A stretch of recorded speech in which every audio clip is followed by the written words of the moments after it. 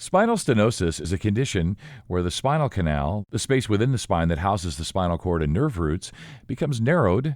And my guest is here to tell us more and share the latest in diagnosis and treatment of spinal stenosis. And I'm joined today by Dr. Wajeeh Bakhsh.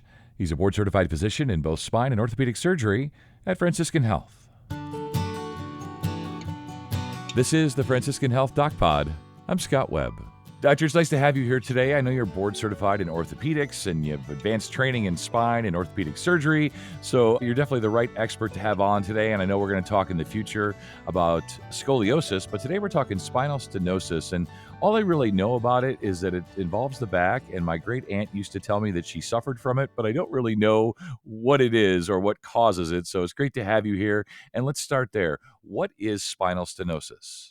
Well, I appreciate you having me on. This is a Yeah. chance to kind of reach out to folks and share some of my knowledge, which is always a great experience. To answer your question, spinal stenosis, it's a condition where the spinal nerves, which are the nerves that go out to your arms and legs and make everything move, when they no longer have space within the canal that they travel through and they're being compressed. That can be due to any number of reasons, whether it's arthritis or bone spurs, disc herniation, or other kind of factors. Yeah, and I'm sure, like a lot of things in medicine and science, there's been a lot of advancements. So it's great to have you here. From what I could tell from putting my notes together, you're on the cutting edge, so we're all going to benefit from your expertise today. Want to know, how do you diagnose spinal stenosis? And is it predominantly diagnosed in children or adults? So, spinal stenosis, the official diagnosis really comes from imaging of the spine, the MRI, Okay. which allows us to look within the spine and see the canal and see if things are being compressed. The idea of the diagnosis is oftentimes based off of symptoms. So, when someone is telling me that they have these specific symptoms, I can suspect spinal stenosis. Hmm. And then to diagnosis, we can look at the spine in a kind of a 3D way with an MRI. And it's typically found in adults because the most common cause of it is degeneration and wear and tear over time. So it's Right. fairly uncommon in children, although they can have a specific variant called congenital stenosis where patients are born with a smaller spinal canal, but that typically doesn't really cause any symptoms. So we don't often see this in younger patients. Okay. Yeah, I see what you mean. Yeah, I'm in my 50s, so a lot of wear and tear, arthritis, all the greatest hits, if you will. Are there different stages or degrees of spinal stenosis? Absolutely. So the canal, which is kind of the highway for the nerves to run down, can have any amount of stenosis. If you kind of compare it to driving down an expressway, there could be one lane closed, two lanes closed, or three lanes closed, right? That can definitely affect the degree of symptoms and kind of change what our treatment options are. And I'm assuming there's a range of symptoms, and as you said, for diagnosis, it's patient history, imaging. What are the things, what do we as sufferers of spinal stenosis, what do we usually experience? So the symptoms of spinal stenosis will often include back pain, but there are a million reasons for back pain. So that alone doesn't tell us too Right. much. Yeah. But the telltale signs are aching pain in the legs, pain that can kind of travel down the backs of the thighs and go down into the legs or the feet. And this pain is usually worse with standing or walking. Patients will notice they can't really stand or walk really far without having to either lean forward over something or take a seat and take a break for some relief. Something that we call the shopping cart sign means that folks can walk a lot further if they have something to lean over, such as a shopping cart. So Right. patients will often tell me, hey, I can't really walk more than a half a block, but I can make it around the store as long as I have something to lean over. That's a telltale sign of spinal stenosis type picture. Okay. Yeah, and you mentioned the sort of rare form of it in children, more congenital, if you will. So I'm guessing family history and genetics not a big part of this, maybe for adults, but just generally speaking, what are the causes of spinal stenosis? So it's such a common diagnosis, and a part of it, we do say it's multifactorial. I'm Okay. sure if you have a running family history of it, there's some part of this that we haven't necessarily directly mapped to a gene yet, but there is some kind of contribution from a family history. The most common cause is just degeneration over time, arthritis and wear and tear throughout the spine leads to the walls kind of closing in. You have some what we call tissue hypertrophy. There's a ligament that helps support the spine, and that gets thicker with age. And as that gets too thick, it can start crowding the nerves. The bone spurs from the vertebrae in the spine can start kind of creeping in from one side.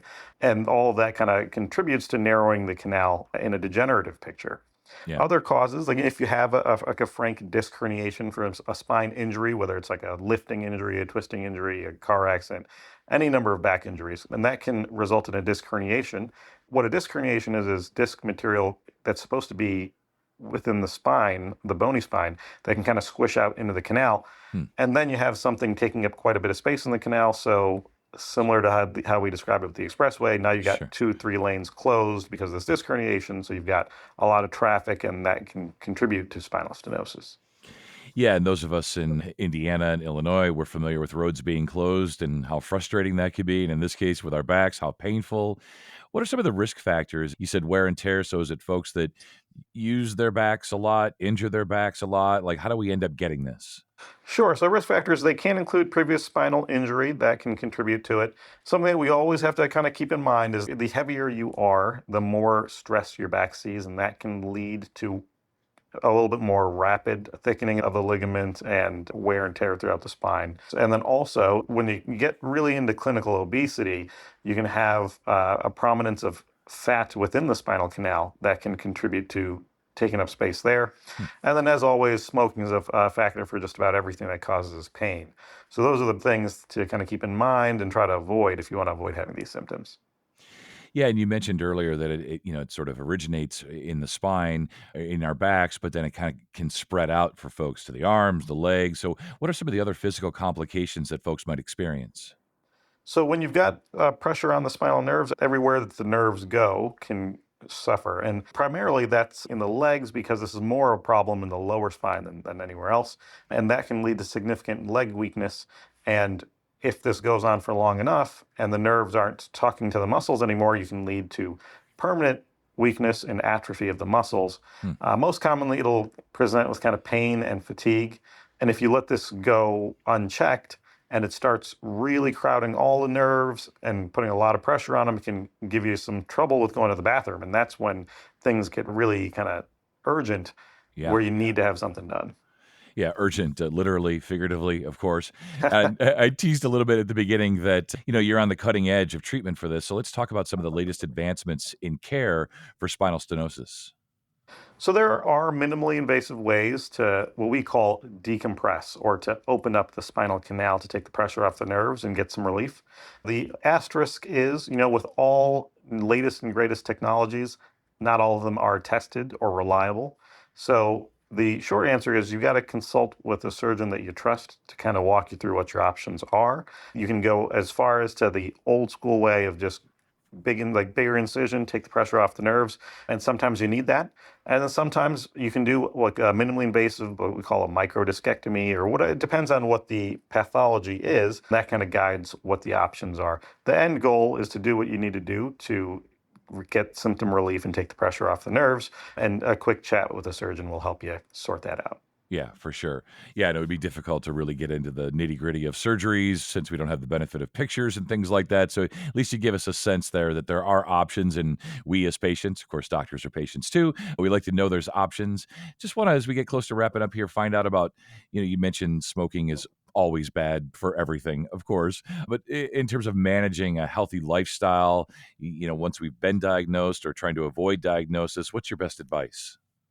So even though spinal stenosis can slow you down, and you can lead a healthy life and still develop arthritis, because nothing can stop Father Time, it is important to stay active. We always say use it or lose it, and that really does kind of play a role here. Don't let it slow you down too much. Stay active, stay loose, keep moving around. Even if it hurts a little bit, kind of the whole goal is to stay active and live the best life that you can. And when it gets to the point that you need help, we're always here. Yeah, that's perfect. There's just things we can't outrun. Family history, genetics, father time. There's just certain races we're going to lose. But as you say, keep active, keep moving, push through. Sometimes we all benefit from having the shopping cart. I'm not going to lie. I don't think I have spinal stenosis, but I don't mind, when I get to push the cart around. So as I mentioned, we're going to talk again soon about scoliosis. Thanks so much. Of course.